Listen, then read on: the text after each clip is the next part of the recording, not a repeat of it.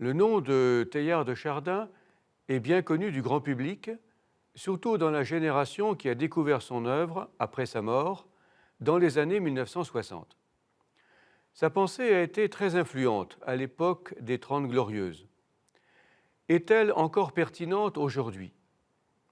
Un récent colloque de l'Académie catholique de France, qui a eu lieu au Centre Sèvres et dont les actes viennent d'être édités à Parole et Silence, abordait les débats que la pensée de Teilhard avait soulevés en leur temps et qui, pour une part, restent actuels. Avant d'en venir à cette question, il convient de rappeler brièvement qui était Pierre Teilhard de Chardin et comment sa pensée s'est formée. Très sensible à l'histoire, cette pensée ne peut se comprendre en effet que si on la situe dans une époque et dans un parcours.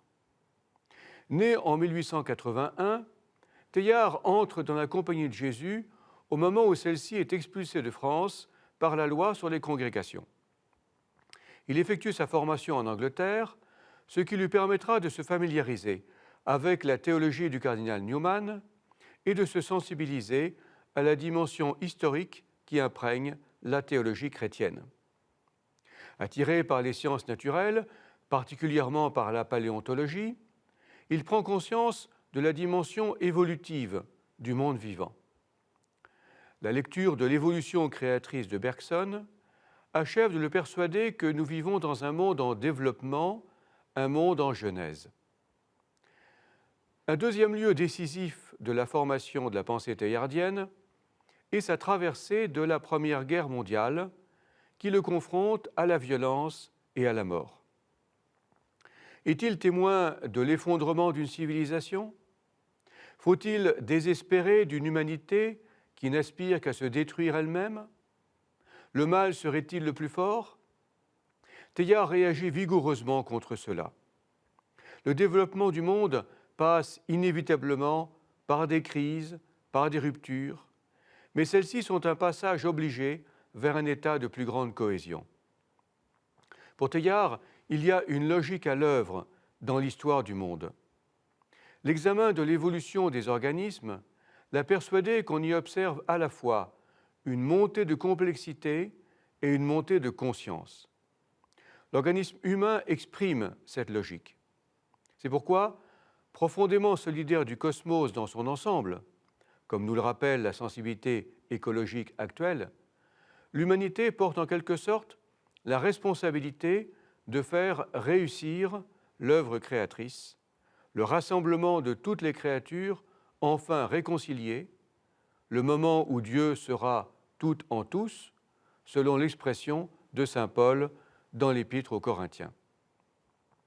Cette vision grandiose et exaltante n'a pas pu ne pas provoquer des enthousiasmes et des critiques, tant sur le plan scientifique que sur les plans philosophiques et théologiques.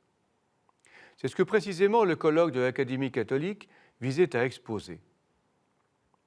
Des scientifiques, à l'époque, critiquèrent son idée d'une direction privilégiée de l'histoire évolutive. Ce n'est pas le lieu ici de discuter en détail leurs arguments.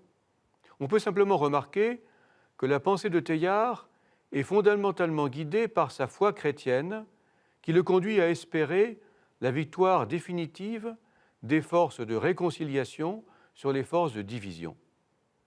Mais pour lui, cela ne relève pas seulement d'une espérance abstraite. Déjà, ici et maintenant, nous en voyons des signes. Et si nous voyons des signes, nous pouvons agir dans cette direction. C'est Dieu qui conduit l'histoire du monde, mais il ne la conduit pas sans l'homme et sans la coopération de toutes les autres créatures. Mais n'est-ce pas là une manière de minimiser la dramatique du mal? Teilhard pécherait-il par excès d'optimisme? Sa pensée fut très appréciée dans un contexte de progrès technique et social.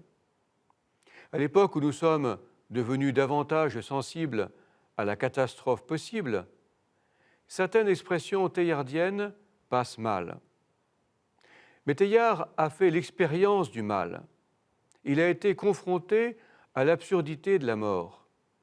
Mais il est conscient du fait que nous pouvons nous laisser fasciner par la catastrophe.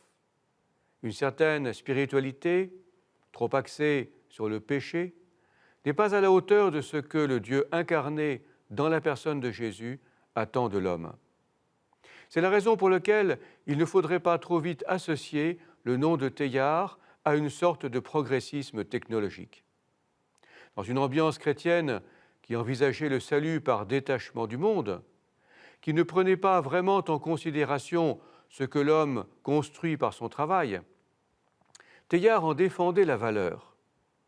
On peut reprendre à ce propos ce qu'écrivait la Constitution conciliaire Gaudium et Spes. S'il faut distinguer soigneusement le progrès terrestre de la croissance du règne du Christ, ce progrès a beaucoup d'importance pour le royaume de Dieu. Certains promoteurs du transhumanisme se réclament de Teilhard, mais c'est une déformation. Son idéal n'est pas une sorte de surhomme qui serait affranchi de la mort.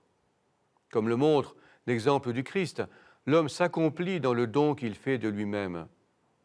Si une affirmation de soi par un travail qui transforme le monde contribue à la croissance du règne du Christ, le détachement et l'abandon y contribuent peut-être davantage. Ce message reste profondément actuel.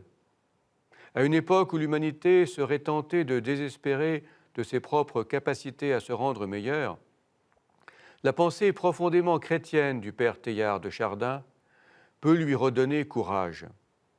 En s'incarnant dans la personne de Jésus, Dieu lui-même nous montre le chemin.